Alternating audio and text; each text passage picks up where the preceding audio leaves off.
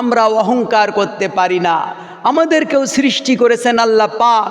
আমাদের ধনী গরিব উঁচু নিচু এ সৃষ্টির মালিক কে? আল্লাহ রব্বুল আলামিন সূরা বানী ইসরাঈলের ৩৭ নম্বর আয়াতের ভিতরে অহংকার সম্পর্কে নসিহাত করছেন। ওয়ালা তামশি ফিল আরদি মারহা, আল্লাহর জমিনে কখনো তোমরা দম্ভ করে এই জমিনকে অহংকার করে চলাফেরা করো না। কারণ অহংকার করে তোমরা এই জমিনে চলে জমিনকে বিদীর্ণ করতে পারবে না। এই জমিন বিদীর্ণ করে যাওয়ার মতো শক্তি কারোর আছে? আল্লাহ রাব্বুল আলামিন বলেন, ইন্নাকা লান তাখরিকাল আরদা ওয়া লান তাবলুগাল জিবালা তুলা, আর যদি তুমি উচ্চতায় উঠতে চাও কখনো এই পাহাড়ের সমান হতে পারবে না, বা পাহাড় থেকে আরো উঁচু হতে পারবে না। আমরা কি পারবো? সম্ভব হবে না আমাদের দ্বারা। এই জন্য অহংকার একমাত্র আল্লাহর জন্য সাজে, অহংকার আমাদের জন্য সাজে না। অহংকার কিসের, দম্ভ কিসের? আল্লাহ রাব্বুল আলামিন হাদিসে কুদসির ভিতরে বলেন, আল কিবরিয়া ইরিজাই, অহংকার হলো আমার চাদর, অহংকার হলো আমার চাদর। ওয়াল আজমতি ইজারি, আর বড়ত্ব হলো আমার লুঙ্গি। অহংকার হলো আমার চাদর, বড়ত্ব হলো আমার লুঙ্গি। এই দুইটা যারা নিয়ে টানাটানি করবে, আল্লাহ রাব্বুল আলামিন বললেন, ফাআদখালতু জাহান্নাম,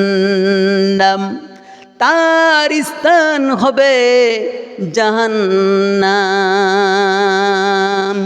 তার স্থান হবে কোথায়? জাহান্নাম হবে।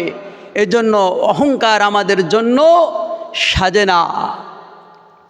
সম্মানিত ভাই ও বন্ধুরা, একটি উপমা দিব, একটি উপমা দিলে বুঝতে সুবিধা হবে। একজন ফকির, এই ফকিরের অভ্যাস হলো মাসকে মাস ভিনদেশে গিয়ে ভিক্ষা করা। চলে যায় 3 মাস 6 মাস অবস্থান করে, ভিক্ষা করে বাড়িতে আসে। ফকির বাড়ি থেকে বের হয়েছেন, বাড়ি থেকে বের হয়ে এই ফকির চলতে চলতে হঠাৎ করে দেখে পায়ে যেন কি বেঁধে গেল। পায়ে কি যেন বেঁধে গেল। এই পায়ে বেঁধে যাওয়ার সঙ্গে সঙ্গে দেখে একটি পাথর কথা বলে। পাথর কি বলে? পাথর বলতেছে, এ ফকির, আমাকে অবজ্ঞা করিস না, আমি যেন তেন পাথর নয়, আমি হলাম একটি দামি পাথর। ফকির অবাক হয়ে গেলেন, আহারে, পাথরে আবার কথা বলে, আবার বলে দামি পাথর। এই পাথর বল, তোর কি যোগ্যতা আছে?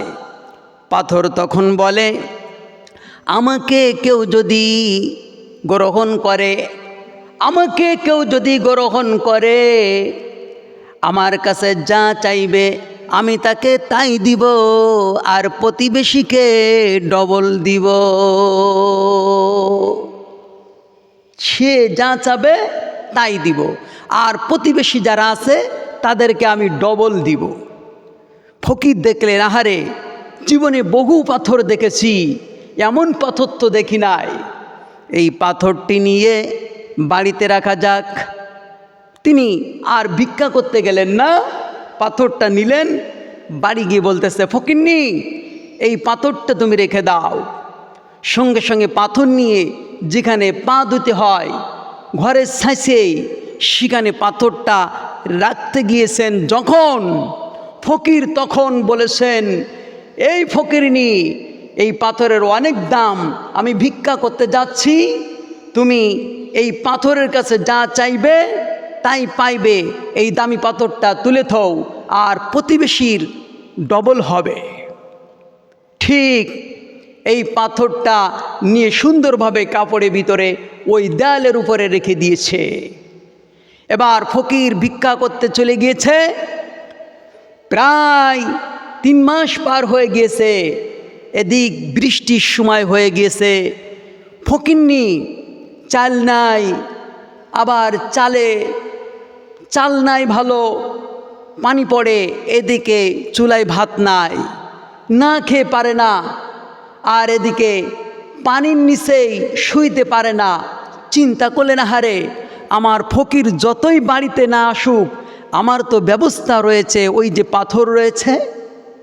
ঠিক ফকিন্নি ওই পাথরটা পেড়ে নিয়ে আসলেন আর বললেন, এই ম্যাজিক আজকে আমি অবশ্যই দেখাবো, ম্যাজিক অবশ্যই আমি গ্রহণ করব, দেখি ফকির যা বলেছে তাই হয় কি না।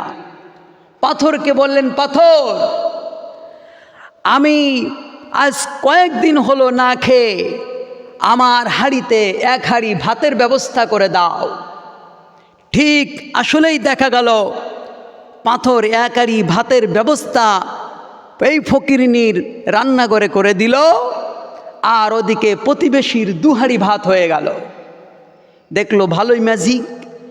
এবার চিন্তা করলো, আমার ফকির কতদিন চলে গেছে ভিক্ষা করতে, আর কবে আসবে তার কোনো ঠিক নাই, আমি এই কষ্টে কেমন করে দিনরাত কাটাই, এই চালা ঘরে আর থাকবো না, আমার এই ঘর সুন্দর করতে হবে, এই পাথর আমার ঘর 1 তালা বানিয়ে দে। সঙ্গে সঙ্গে ঘর 1 তালা হয়ে গেল, প্রতিবেশীর ঘর 2 তালা হয়ে গেল। তখন ফকিরও ফেরার সময় হয়ে গেল। ফকির বাড়ির দিকে আসে, আর দেখে এলাকা চিনা যায় না, সবার বাড়ি 2 তালা, কারোর বাড়ি 1 তালার চালা নাই, সবার বাড়ি 2 তালা। চিন্তা করলেন, আমার ফকিরিনীর কাজ অবশ্যই আমার ফকিরিনী এই কাজ করেছে, রাস্তা চিনে আসা বড় কঠিন হয়ে যায়, তারপরেও চিনে চিনে পুরাতন ভিটা অবশ্যই আসা যায়। চলে এলেন বাড়িতে, এসে বললেন, এ ফকিরিনী এই কাজ কেন করলি?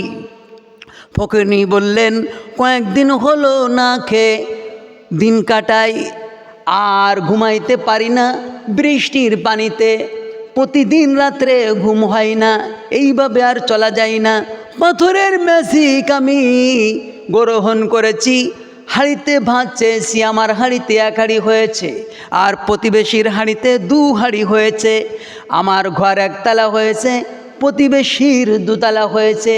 ফকির তখন রাগে গিড়গিড় করতেছে, আমি প্রতিবেশীর ভালো চাই না, কিন্তু প্রতিবেশী আমার থেকে ধনী হয়ে যাবে, সহ্য করতে পারি না।